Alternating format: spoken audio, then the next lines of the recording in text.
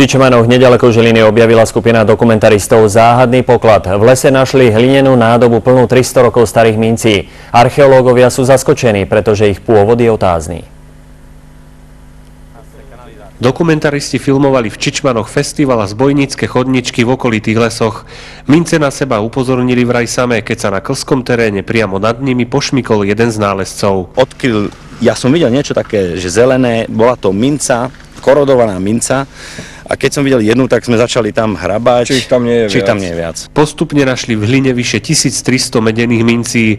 Archeológovia boli nálezom prekvapení. Mince vyvolávajú množstvo otáznikov. Keďže je tam rok 1706, to znamená, že je to vlastne z obdobia posledného Rakociovského povstania. Obiehali tu podobné typy minci, ale tam bola samozrejme nominálna hodnota, kdežto v tomto prípade tu nie je. Je tam zo zadnej strany taký prvok, sa to podobá na náš ornament, ktorý voláme baranie rožky. Spôsob nájdenia pokladu, ako aj samotné mince pripomínajú skôr fingovanú akciu filmárov, ktorí zhodou okolností pripravujú nízkorozpočtový dokument o zbojníkoch. Pravdu však odhalí až odborná analýza, ktorej výsledky budú známe najskôr o mesiac. V prípade, že by to bol naozaj originál, tak bol by to výnimočný nález. Vzhľadom k tomu, že sme sa dnes dozvedeli, že máme nárok na 100% nálezného, tak veľmi príjemné. Presné miesto nálezu záhadných mincí zostáva utajené. Archeológovia ho chcú totiž podrobnejšie preskúmať. Peter Revúz, TA3.